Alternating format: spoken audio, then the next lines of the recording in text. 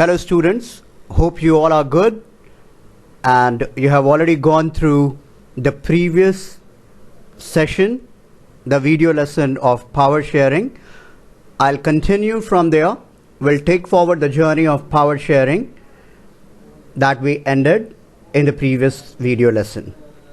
So today we'll move forward with power sharing. As in the previous one, we have discussed about the case studies of Sri Lanka and Belgium, and we stopped at a point where we had this curiosity to know what happened later in Belgium and in Sri Lanka.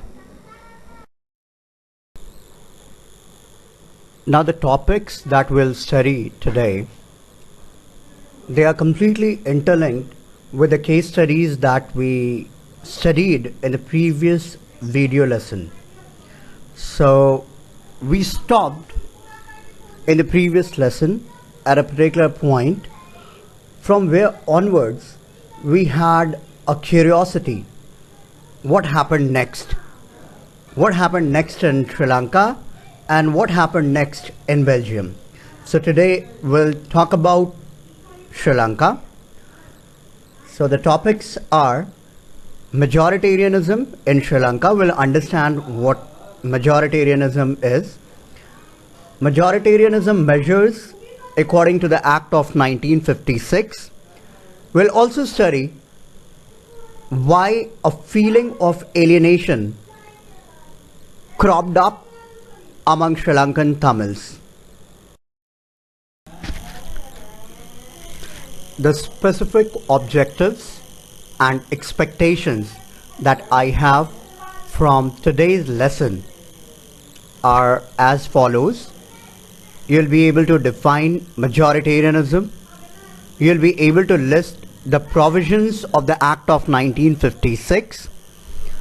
Also, you would be able to analyze the reasons of feeling of alienation among the Sri Lankan Tamils as well as Tamils. We already got this idea about Sri Lanka that Sinhala speakers were in majority, and of course they got the power, and after getting power what they did was establishment of majoritarianism. Let's understand the meaning of majoritarianism. So majoritarianism is an ideology that the majority community rules a state or a country in whichever way it wants. Whatever they wish, they start doing. So that is majoritarianism. It was implemented in Sri Lanka by the Act of 1956. A law was passed in Sri Lanka, and based on the law, based on the Act, majoritarianism was implemented in Sri Lanka. You can see a newspaper clipping here in the background of the slide, and it is talking about majoritarianism. Justice Deepak Gupta of Supreme Court directed that rule of majority is an integral part of democracy. That is absolutely fine, but majoritarianism is the antithesis of democracy. It is not as per the principles of democracy. Majority ruling, it's all right. However, majoritarianism is not good.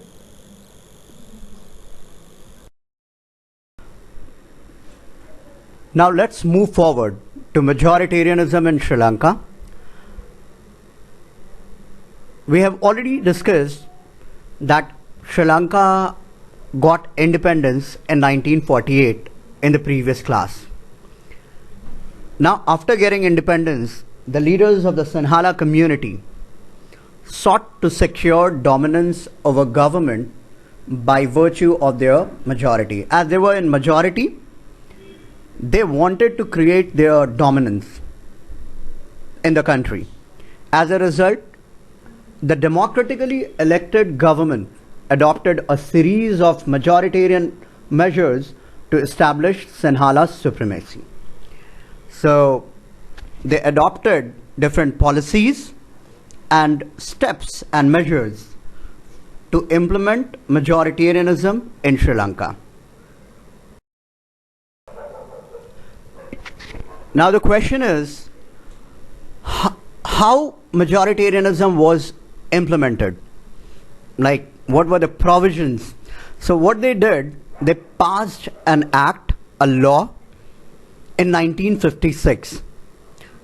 And on the basis of this particular act, they implemented majoritarianism in Sri Lanka.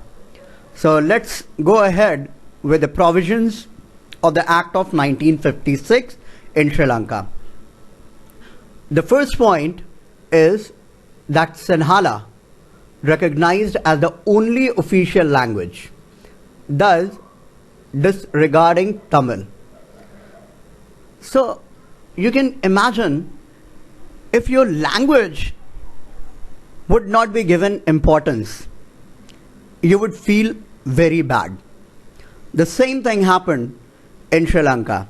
What they did, that they considered only Sinhala as the only official language, and they considered Tamil as useless. They disregarded Tamil. All the government functioning, all the documents, all the proceedings, everything started in Sinhala. Thereafter, the other provision of the government was they followed preferential policies. So they started giving preferences to Sinhalas in the job applications, in university positions, in government jobs, everywhere. Sinhalas got preference. Other than this, a new constitution was there, and to the new constitution, the state shall foster Buddhism, shall promote Buddhism.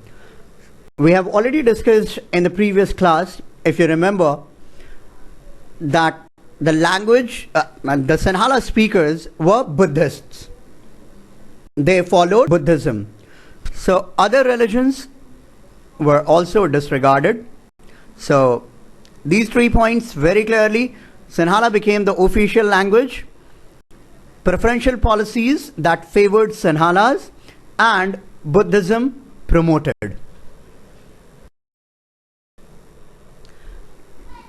Now, I would like you to recall the previous class in which we had a brainstorming session. We brainstormed ideas based on the condition when power is not shared. What could have been the outcome? And the points that we have got, similar points here. So, what happened when majoritarian measures were adopted in Sri Lanka? So the first thing, it created feeling of separation, alienation among Tamils. Tamils felt separated. They felt that they are alien in their own country. Conflicts and tensions arose. There had been conflicts and tensions between Sinhalas and the Tamils. Next is very important. I'm not sure whether you have heard the name of LTTE. So Tamils formed militant terrorist organization. That was LTTE, Liberation Tigers Tamil Elam, to fight against the majoritarian government. And this organization was a terrorist organization. So they started fighting with the government like a war. LTTE demanded separate Tamil state. They wanted a separate Tamil country. So they wanted partition of the country to have a new country for Tamils. So the meaning of Elam is state and state is country. LTTE's demand moved to a direction in which civil war started in Sri Lanka. So civil war started in Sri Lanka. It's very important to understand the meaning of civil war. Whenever there is a war between two countries, that is simply a war. But if there is a war inside a country, that is considered as civil war. A violent conflict between opposing groups within a that becomes so intense that it appears like a war. So such condition is known as civil war.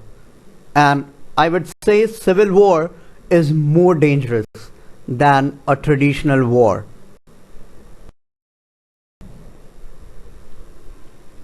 In the background you can see the flag of Sri Lanka. Now the next topic here is reasons for feeling of alienation among Sri Lankan Tamils. All the lessons are interconnected. We have already got the base in the previous lesson, in the previous video lesson. Now, on the basis of that, you can simply correlate it. Here, the reasons are very simple. The basic reason, if I say, because the power has not been shared. So the first thing, they felt that none of the major political parties led by the Buddhist Sinhala leaders was sensitive to their language and culture. So they felt that their language and culture had been disregarded. Another thing is that they felt that the constitution and government policies denied them equal political rights. If you are living in a particular country, any country, you would like to have equal rights. But equal rights have been denied in the country. They have been discriminated in the jobs, in the employment opportunities, as well as other opportunities, and all their interests have been ignored. As a result, the relations between the Sinhala and Tamil communities strained over time. So there had been intense conflict between the Tamils and Sinhalas. Now it's very important to know about LTTE. LTTE, Liberation Tigers of Tamil Elam. It was a terrorist organization. The path that had been chosen by the Tamils was a violent path. So they started a violent fight with the government through this organization. This organization was also known as Tamil Tigers. Its leader was Vellupillai Prabhakaran. He led LTTE. Its operation started on 5th May 1976 and till 18th May 2009 it remained active. In fact, after the death of Prabhakaran, LTTE disbanded.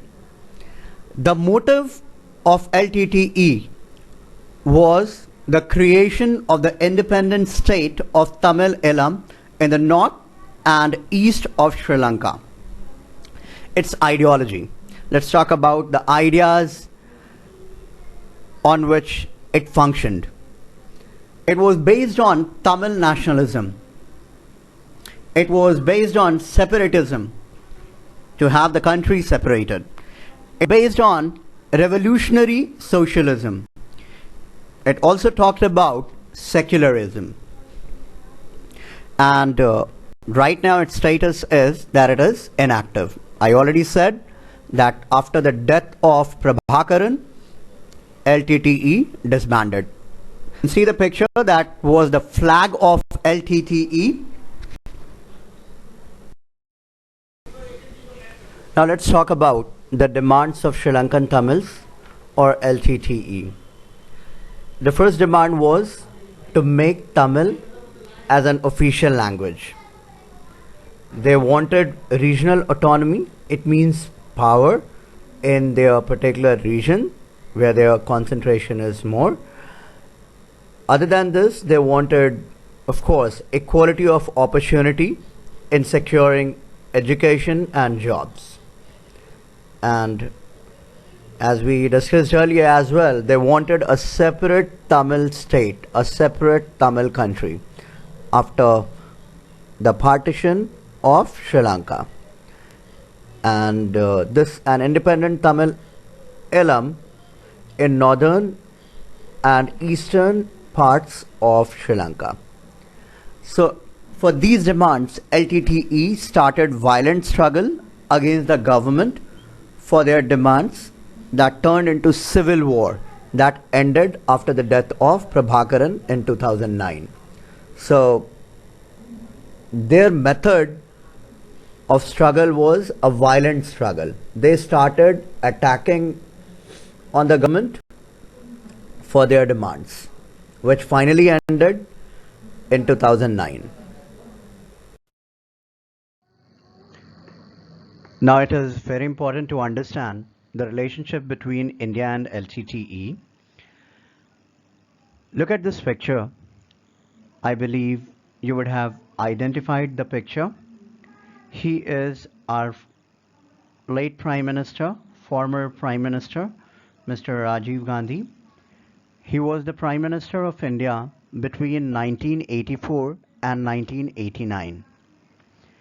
During this period, the condition of Sri Lanka was very bad because of the civil war, and hence Sri Lankan government requested for help, and the then Prime Minister Mr. Rajiv Gandhi sent Indian peacekeeping forces to Sri Lanka, and that was sent to establish peace in Sri Lanka, to stop the civil war or suppress the civil war.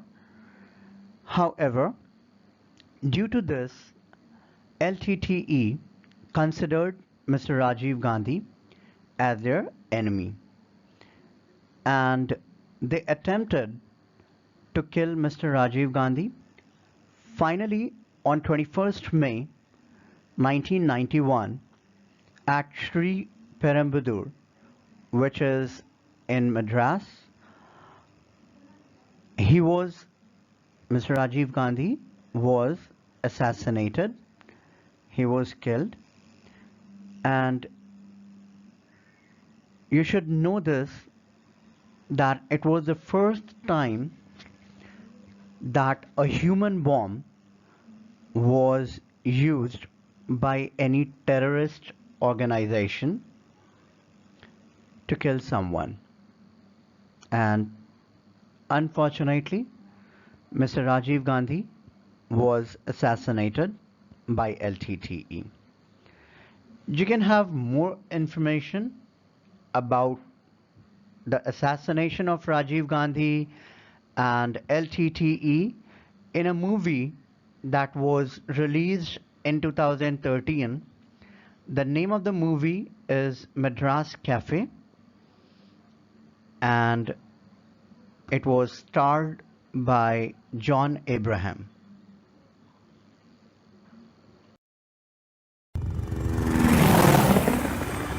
Anna arms नहीं surrender करेगा। अब overt operation से काम नहीं चलेगा। Get all covert ops ready. Vikram, हमें हर हालत में अन्ना चाहिए। Right sir. मैं ऑलरेडी इलेक्टेड लीडर हूँ।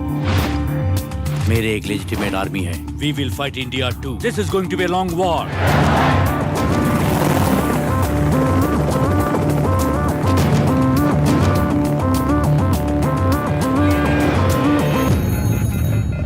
intercepts between Jaffna and Madras वो decode हो गए हैं. There is a plot to assassinate the ex-PM. This is a serious threat and we need to move fast.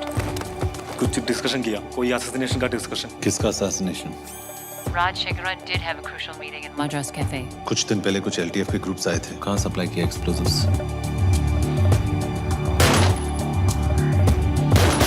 मुझे ये सॉर्ट आउट करना बहुत जरूरी है and I'll do it my way. ये LTF कैंप का पोजीशन है. याद रखें हमारे पास सिर्फ 8 मिनट है.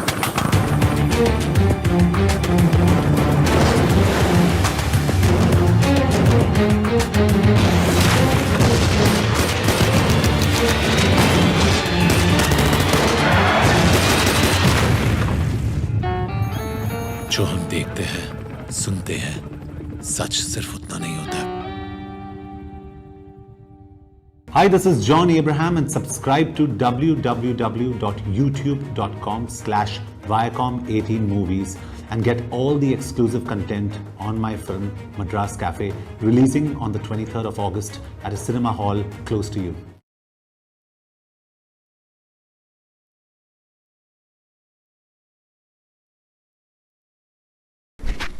Now, finally, it's time for the assignments. So, based on what we studied today, you have these assignment questions. I would request you to answer all these assignment questions in your notebook. And of course, please follow the writing guidelines and the instructions. The questions are, the first one is, what is majoritarianism? Write 2 drawbacks of majoritarianism.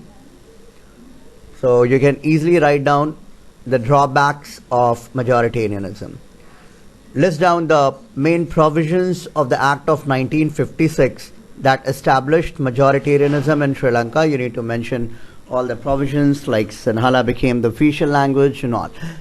Enumerate any 3 demands of Sri Lankan Tamils or LTTE. The questions could be asked in several different ways. So the verbatim of the question could be different as well. For example, the question could be asked like, what were the demands, or mention the 3 demands of LTTE. The answer would remain the same. The next is, trace the developments which took place in Sri Lanka leading to civil war in that country. So what has happened in Sri Lanka, you understand, and the provisions of majoritarianism. So because of those things, people felt alienated, people felt separated. Now, the top question is here. Do you think that the steps taken by Sri Lankan government to establish the supremacy of Sinhalas were justified, be long-lasting? Give your viewpoint. Okay. Thank you.